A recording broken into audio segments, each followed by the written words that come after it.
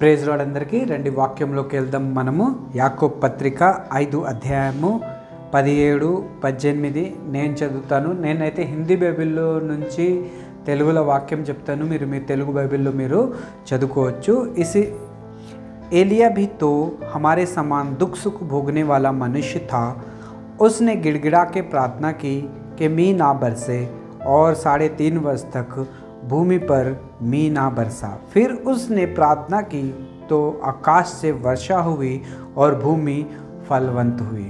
చదవబడిన వాక్యంతో దేవుడు మనతో మాట్లాడునుగాక. రండి మనం ప్రార్థన చేసుకుందాం. प्यारे प्रभु जी, धन्यवाद स्तुति और बड़ाई के साथ आपके चरणों में आते हैं.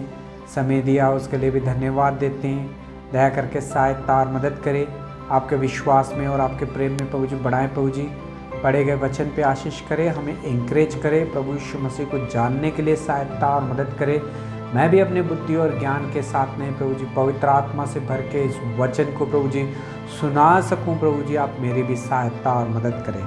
आपके हाथों में सौंप देते हुए प्रार्थना विनती को प्रभु यीशु मसीह के नाम से मांगते हैं, आमीन. యాకోబు పత్రిక 5 అధ్యాయము 17, 18 నేను చదివినాను. మీరు మీ తెలుగు బైబిల్లో మీరు చూసుకోవచ్చు. చాలా రోజుల నుంచి మనము ఒక వాక్యంని ధ్యానం చేస్తూ ఉన్నాము. సీక్రెట్ హీలింగ్ అంటే స్వస్థత రహస్యం. స్వస్థత మనం ఎలా పొందుకోవచ్చు? బ్రదర్ అండ్ సిస్టర్, చాలామంది స్వస్థత, చాలామంది విశ్వాసులు ఉన్నారు. వాళ్ళు రక్షణ పొందినారు, బాప్తిజం తీసుకున్నారు, సంఘానికి కూడా వస్తారు, రకరకాలుగా దేవుని పని చేస్తూ ఉంటారు, సేవ చేస్తూ ఉంటారు. కానీ మనం చూసేది ఏంటంటే కొన్నిసార్లు దేవుని పిల్లల్లో మధ్యలోనే చాలామందికి బాగలేకుండా అయిపోతూ ఉన్నారు. కానీ ఇవన్నీ ఎందుకు జరుగుతాయి? ఎందుకు మనం బాగలేకుండా అయిపోతాము? ఎందుకు దేవుడు ఇది అనుమతి ఇస్తాడు? ఒకసారి కొన్నిసార్లు మన జీవితంలో దేవుడే అనుమతి ఇస్తాడు. కొన్నిసార్లు మన క్రియల్ని బట్టి ఇవన్నీ మనకి అంటుకుంటాయి. ఓ బ్రదర్ అండ్ సిస్టర్, ఈరోజు దేవుడు ఈ వాక్యం ద్వారా మనతో మాట్లాడుతూ ఉన్నాడు. వాక్యంలో ఏం రాయబడిందంటే స్వస్థత పొందుకోవడానికి ఏ రహస్యం ఉంది, స్వస్థ ఎలా పొందుకోవచ్చు మనము అని. ఇక్కడ మనం చూస్తాం, ఏలియా भी तो हमारे समान दुख सुख भोगने वाला మనుష్య था. మనం చదివిన వాక్యంలో ఏముంది అంటే ఏలియా కూడా నీలాగా నాలాగానే ఒక మామూలు మనిషే. కానీ ఏలియా ప్రార్థన చేస్తే 3.5 సంవత్సరాల దాకా దేవుడు వర్షంనే ఆపేసినాడు. ఓ బ్రదర్ అండ్ సిస్టర్, మీరు అనుకోవచ్చు, అయ్యో దేవుడు ఇలాంటి పని ఎందుకు చేసిండు, వర్షంని ఎందుకు ఆపిండు అని. ఓ బ్రదర్ అండ్ సిస్టర్, అయితే దేవుడు ఈరోజు ఈ వాక్యం ద్వారానే మాట్లాడుతూ ఉన్నాడు. కొన్నిసార్లు మన జీవితంలో కూడా మెయిన్గా స్వస్థతనే ఆగిపోతుంది. స్వస్థత ఎలా ఆగిపోతుంది అంటే మనం ఎన్ని ప్రార్థనలు చేసినాం, ఎన్ని పాస్టర్ల దగ్గరికి వెళ్ళినాము, అన్నీ ఏది కూడా పనికిరావు, అన్నీ వేస్ట్ అయిపోతాయి. కానీ మన స్వస్థత మాత్రం జరగదు. ఆ రోగము అసలు బయటికి పోనే పోదు. ఇలా ఒక విశ్వాసితో జరిగితే ఇది చాలా బాధపడతాం మనం. ఎప్పుడైతే మనం ప్రార్థన చేస్తామో, ప్రార్థన చేసిన తర్వాత కూడా ఆ రోగం అలాగే వ్యక్తి మీద ఉంది అంటే, ఏ వ్యక్తికి అయితే రోగం ఉందో ఆ వ్యక్తి నిరాశలో వెళ్ళిపోయి కుంగిపోతాడు. విశ్వాసంలో కూడా ఇంకా కిందికి దిగజారిపోతాడు. ఓ బ్రదర్ అండ్ సిస్టర్, ఒకవేళ నీ పరిస్థితి కూడా అలాగే ఉంటే ఈరోజు దేవుడు ఈ వాక్యం ద్వారా కూడా మనతో మాట్లాడుతూ ఉన్నాడు. ఓ బ్రదర్ అండ్ సిస్టర్, ఏలియా నీలాంటి నాలాంటి ఒకే ఒక మనిషి, కానీ ఆయన ప్రార్థన చేసిండు. ప్రార్థన చేస్తే దేవుడు ఆ ప్రార్థనని విన్నాడు. ప్రార్థన విని 3.5 సంవత్సరాల దాకా దేవుడు వర్షంని ఆపేసిండు. మీకు కూడా ప్రశ్న ఉండొచ్చు, ఏలియా ప్రవక్త అయిన దేవుడు ఆయనని ఏర్పరచుకున్నాడు, అందుకే దేవుడు ఆయన ప్రార్థనని విన్నాడు, అందుకే దేవుడు 3.5 సంవత్సరాల దాకా వర్షంని ఆపేసిండు. ఓ బ్రదర్ అండ్ సిస్టర్, మనకి చాలా ప్రశ్న ఉండొచ్చు, నీ ప్రార్థన నా ప్రార్థన దేవుడు వినడేమో అని. ఓ బ్రదర్ అండ్ సిస్టర్, దేవుడు ప్రార్థన ప్రతి ఒక్కరిది వింటాడు. కానీ కొన్నిసార్లు మన ప్రార్థన దేవుని దగ్గర చేర్పుకుంటుందో దేవుడు ఆ ప్రార్థనని వింటాడు, జవాబిస్తాడు. కొన్నిసార్లు మనం ప్రార్థన చేస్తాం, ఆ ప్రార్థన దేవుడు వినడు. ఆ మధ్యలో గోడ వస్తుంది, ఆ గోడ వరకే పోయి ఆగిపోతుంది. ఓ బ్రదర్ అండ్ సిస్టర్, ఆ గోడ వరకు ఆగిపోతుంది ఈ ప్రార్థన అయితే. అందుకే ఈ గోడ వరకే మన ప్రార్థన ఆగిపోతుంది అంటే దానికి కారణం ఏంటంటే మనమే. ఓ బ్రదర్ అండ్ సిస్టర్, ఈరోజు దేవుడు ఈ వాక్యంతో మనతో మాట్లాడుతూ ఉన్నాడు. ఏలియా ప్రార్థన చేసిండు, 3.5 సంవత్సరాల దాకా వర్షాన్ని ఆపేసిండు. ఓ బ్రదర్ అండ్ సిస్టర్, ఏలియా ప్రార్థన చేస్తే 3.5 సంవత్సరాల దాకా దేవుడు వర్షమే ఆపేసిండు. వర్షం ఒకవేళ ఆగిపోతే ఎంత కష్టం ఉంటుంది, నీళ్ళు తాగడానికి కష్టం ఉంటుంది. ఇజ్రాయెల్ దేశంలో 3.5 సంవత్సరాల దాకా వర్షం పడలేదు. 3.5 సంవత్సరాల దాకా ఇజ్రాయెల్ ప్రజలు కరువుని చూసినారు. ఓ బ్రదర్ అండ్ సిస్టర్, ఎందుకు కరువుని ఇజ్రాయెల్ ప్రజలు చూసినారు? ఎందుకు ఏలియా ప్రార్థన చేసిండు 3.5 సంవత్సరాల దాకా వర్షం రావద్దు అని? ఓ బ్రదర్ అండ్ సిస్టర్, ఈరోజు దేవుడు ఈ వాక్యం ద్వారా మనతో మాట్లాడుతూ ఉన్నాడు. ఓ బ్రదర్ అండ్ సిస్టర్, చాలా మనకు అందరికీ తెలుసు, ఒకవేళ ఒక వారం దాకా మనం ఏమైనా తినకపోతే కూడా బతకగలుగుతాము. కానీ అదే టైంలో మనకి నీళ్ళు లేకపోతే బతకడం ఇంకా కష్టం. తినకుండా ఉండగలుగుతాం కానీ నీళ్ళు లేకుండా మనం ఒక్క క్షణం కూడా ఉండలేకపోతాం. ఓ బ్రదర్ అండ్ సిస్టర్, అయితే దేవుడు ఈరోజు ఈ వాక్యం ద్వారా మనతో మాట్లాడుతున్నాడు.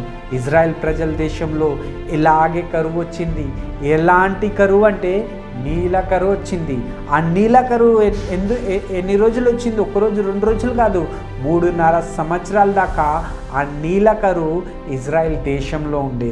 ఓ బ్రదర్ అండ్ సిస్టర్, కొన్నిసార్లు మీరు కూడా హాస్పిటల్ బాగలేదేమో, హాస్పిటల్కి పోయినారేమో, డాక్టర్కి చూపించుకున్నారేమో, మందులు కూడా తీసుకున్నారు, డాక్టర్లు మార్చినారు, తర్వాత సర్జరీ కూడా అయిపోయింది. కానీ మీ రోగం, మీరు ప్రార్థన కూడా చేస్తున్నారు, అయినా కూడా మీ రోగం బాగా అయితలేదు అంటే దేవుడు ఈరోజు ఈ వాక్యంతో మనతో మాట్లాడుతూ ఉన్నాడు. మనం కూడా మనసులో అనుకుంటాం, నేను రక్షణ పొందినాను, బాప్తిజం తీసుకున్నాను, మళ్ళీ ప్రార్థన కూడా చేస్తాను, డాక్టర్ల దగ్గర కూడా వెళ్తాను, అన్నీ చేస్తాను, కానీ నా ప్రార్థన దేవుడు ఎందుకు వింటలేడు? నాకెందుకు స్వస్థతని ఇస్తలేడు? నాకెందుకు బాగా చేస్తలేదు? ఈ కరువు అనేది నా ఇంటి నుంచి ఎందుకు వెళ్ళిపోతలేదు? ఈ దరిద్రం అనేది, రోగం అనేది నా ఇంటి నుంచి ఎందుకు పోతలేదు అని మనకి చాలాసార్లు ఈ ప్రశ్న కూడా వస్తుంది. నా ప్రార్థన దేవుడు వింటలేడు. ఎందుకంటే ఏలియా ప్రార్థన దేవుడు విన్నాడు, ఆయనకి జవాబిచ్చిండు. 3.5 సంవత్సరాల దాకా వర్షంని ఆపేసిండు.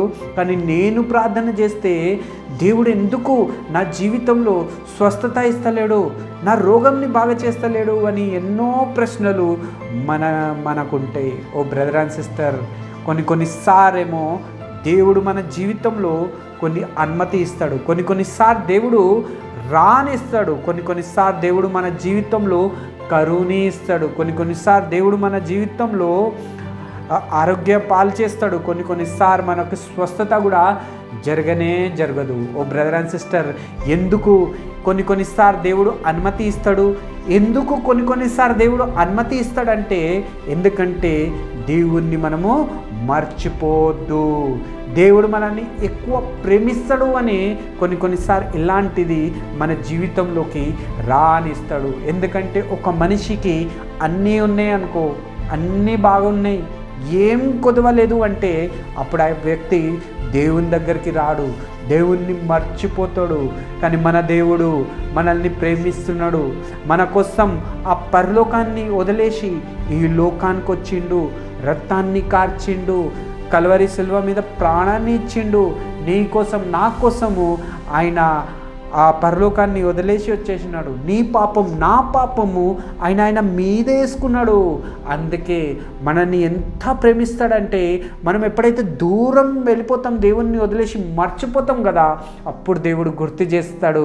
కొన్ని సార్ మన జీవితంలో కొన్ని పంపించి, నేనున్నాను, నేను నిన్ను ప్రేమిస్తున్నాను, నీకోసం ప్రాణం ఇచ్చేసినాను, నీకోసం రక్తాన్ని కార్చేసినాను, నీకోసం పరలోకాన్ని వదిలేసి ఈ లోకానికి వచ్చినాను, నేనే నీ దేవుణ్ణి, నువ్వు నన్నే మర్చిపోయినావా బిడ్డ అని కొన్నిసార్లు మన జీవితంలో గుర్తు చేస్తాడు. అందుకే మన జీవితంలో కొన్నిసార్లు కరువు అనేది పోనే పోదు. కొన్నిసార్లు మన జీవితంలో కరువు వచ్చేస్తుంది. అది ఎందుకు వస్తుంది? కొన్నిసార్లు మనం ఆరోగ్యం పాలైపోతాం, ఆరోగ్యం బాగలేకుండా అయిపోతుంది. ఎందుకు అంటే కొన్నిసార్లు మనమే సైతానికి అనుమతిస్తాం. మన జీవితంలోకి వచ్చేయి, నాకు బాగలేకుండా చేసేయి, నాకు కరువు మనమే తెచ్చుకుంటాం. కానీ కొన్నిసార్లు దేవుడే అనుమతి ఇస్తాడు. ఎందుకంటే దేవుడు నిన్ను ప్రేమిస్తున్నాడు. ఎట్లా ప్రేమిస్తున్నాడు? ఏం కోరుకుంటున్నాడు నీ దగ్గర నుంచి దేవుడు? మళ్ళీ నువ్వు తిరిగి యేసయ్య దగ్గరికి రావాలా. యేసయ్య అయితే నీకోసం ప్రాణం ఇచ్చేసిండు. ఆ యేసయ్యని నువ్వు మళ్ళీ గుర్తు చేసుకోవాలా. ఆయన మర్చిపోయినామా బిడ్డ? ఈరోజు దేవుడు ఈ వాక్యంతో మనతో మాట్లాడుతూ ఉన్నాడు. ఓ బ్రదర్ అండ్ సిస్టర్, ఏలియా ప్రార్థన చేస్తే 3.5 సంవత్సరాల దాకా దేవుడు వర్షాన్ని ఆపిండు. ఇజ్రాయెల్ ప్రజలకి కరువునిచ్చిండు. ఎందుకంటే ఇజ్రాయెల్ ప్రజలు తిరిగి వాళ్ళు దేవుని దగ్గరికి రావాలా. ఇజ్రాయెల్ ప్రజలు మళ్ళీ దేవుని దగ్గర మొరపెట్టాలా. అందుకే దేవుడు వర్షాన్ని 3.5 సంవత్సరాల దాకా వర్షంని ఆపి కరువునిచ్చిండు. నీ జీవితంలో కూడా ఒకవేళ స్వస్థత జరుగుతలేదా? నీ జీవితంలో కూడా కరువు అనేది ఉందా? నీ ఇంట్లో కూడా ఒకవేళ దరిద్రం పోతలేదు అంటే దేవుడు ఇదంతా ఎందుకు పెట్టిండంటే మళ్ళీ నువ్వు తిరిగి దేవుని దగ్గరికి రావడానికి, మళ్ళీ తిరిగి స్వస్థతని పొందుకోవడానికి. ఆ యేసయ్య నా కోసం ఈ లోకానికి వచ్చి ప్రాణం ఇచ్చి రక్తాన్ని కార్చిండు. ఇదంతా నిన్ను గుర్తు చేయడానికే. ఓ బ్రదర్ అండ్ సిస్టర్, ఈరోజు దేవుడు ఈ వాక్యంతో మనతో మాట్లాడుతూ ఉన్నాడు. వాక్యంలో ఏముంది అంటే మళ్ళీ 3.5 సంవత్సరాల తర్వాత మళ్ళీ ఏలియా ప్రార్థన చేసిండు. దేవుడు ఆ ప్రార్థనని విన్నాడు, జవాబిచ్చిండు, వర్షాన్ని పంపించిండు. మళ్ళీ భూమి ఫలించడం స్టార్ట్ అయిపోయింది. ఓ బ్రదర్ అండ్ సిస్టర్, నీ జీవితంలో కూడా కరువు ఉందా? నీ ఇంట్లో కరువు ఉందా? దరిద్రం ఉందా? అనారోగ్యంతో ఉన్నావా? 3 సంవత్సరాలు అయిందా? 4 సంవత్సరాలు అయిందా? అలాగే ఉన్నావా?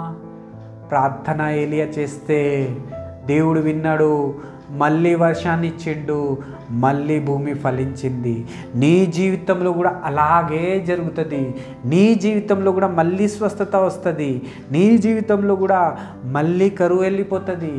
నీ ఇంట్లో కూడా కరువు వెళ్ళిపోతుంది, దరిద్రం వెళ్ళిపోతుంది. చేయాల్సింది ఏంటంటే తిరిగి మనం మళ్ళీ మన దేవుణ్ణి గుర్తు చేసుకోవాలా. ఆ దేవుడు ప్రేమగల దేవుడు, కృపాగల దేవుడు, ప్రేమించే దేవుడు. పరలోకానికి వదిలేసి మన కోసం ఈ లోకానికి వచ్చేసినాడు దేవుడు. కొన్నిసార్లు అన్నీ బాగుంటే మనం దేవుణ్ణే వదిలేస్తాం. అందుకే మన జీవితంలో కరువుని తెచ్చుకుంటాం. అన్నీ బాగుంటే మనం దేవుణ్ణే వదిలేస్తాం. అందుకే మనం కొన్నిసార్లు అనారోగ్యంగా అయిపోతాం. దేవుడు ఈరోజు ఈ వాక్యంతో మనతో మాట్లాడుతూ ఉన్నాడు. దేవుడు క్షమించడానికి రెడీగా ఉన్నాడు. దేవుడు స్వస్థత చేయడానికి రెడీగా ఉన్నాడు. దేవుడిని ఇంటి నుంచి కరువుని తీయడానికి రెడీగా ఉన్నాడు. దేవుడిని జీవితంలో మళ్ళీ ఆనందం ఇవ్వడానికి రెడీగా ఉన్నాడు. కానీ నువ్వు రెడీగా ఉన్నామా ఇవన్నీ పొందుకోవడానికి రెడీగా ఒకవేళ ఉంటే చేయాల్సింది ఏంది అంటే వాక్యంలో 16వ వచనంలో ఏం రాయబడిందంటే నువ్వు తిరిగి దేవుని దగ్గర మళ్ళీ సరి చేసుకోవాలా. ఒకళ్ళ ముందు ఒకళ్ళు వచ్చి పాపాలని ఒప్పుకోవాలా. దేవుని ముందు వచ్చి పాపాలని ఒప్పుకోవాలా, క్షమాపణ అడగాల. ఎప్పుడైతే క్షమాపణ అడుగుతావో దేవుడు ఆ పాపాలని క్షమిస్తాడు. దేవుడు నిన్ను తిరిగి ఆయన బిడ్డలాగా చేసుకుంటాడు. మనం ఒకరి గురించి ఒకరి కోసం మనం ప్రార్థన చేస్తూ ఉండాలా. నీతిమంతుడు ప్రార్థన దేవుడు వింటాడు. నీతిమంతుడు మనం ఎప్పుడైతే క్షమాపణ మనకు దొరుకుతుంది, ఎప్పుడైతే క్షమాపణ మనం అడుగుతామో అప్పుడే మనం నీతిమంతులై మారుతాము. ఒకవేళ క్షమాపణ అడగకుండా మనకి స్వస్థత రాదు, అద్భుతాలు జరగవు, మన జీవితంలో కరువు అనేదే పోదు. 3.5 సంవత్సరాల దాకా ఇజ్రాయెల్ ప్రజలు కరువుని చూసినారు. వర్షం లేదు, నీళ్ళే లేదు. ఎందుకంటే దేవుడు అద్భుతం చేయడానికి. నీ జీవితంలో కూడా కరువు ఉందా? బాగా అయిపోతలేవా? ఇంట్లో దరిద్రం ఉందా? కరువు ఉందా? బాగా అయితలేదా? దేవుడు నీ జీవితంలో కూడా అద్భుతం చేయడానికే ఇదంతా పెట్టిండు. ఎందుకంటే ఆయన నిన్ను ప్రేమిస్తున్నాడు. నీ దగ్గర నుంచి కోరుకుంటుంది ఏంటంటే నువ్వు తిరిగి మళ్ళీ సమకూర్చుకోవాలా, దేవుని దగ్గరికి రావాలా. దేవుడు స్వస్థత ఇవ్వడానికి రెడీగా ఉన్నాడు. ఏలియా ప్రార్థన చేస్తే 3.5 సంవత్సరాల దాకా మళ్ళీ వర్షం పడింది, మళ్ళీ భూమి ఫలించింది. తిరిగి వస్తే నీ జీవితంలో కూడా మళ్ళీ నువ్వు ఫలిస్తావు, బాగా అయిపోతావు. నీ దేవుడు నీ ప్రార్థనని కూడా వింటాడు. ఎందుకంటే మన యేసయ్య ప్రేమగల దేవుడు, క్షమించే దేవుడు, స్వస్థపరిచే దేవుడు. ఆయన పడిపోయిన వాళ్ళని మళ్ళీ లేపే దేవుడు. ఎందుకంటే ఆయన నిన్ను నన్ను చాలా ప్రేమిస్తున్నాడు. ఎలా ప్రేమిస్తున్నాడు అంటే ప్రాణం ఇచ్చే అంత ప్రేమిస్తున్నాడు. ప్రాణం కూడా ఆయన మన కోసమే ఇచ్చేసినాడు కూడా.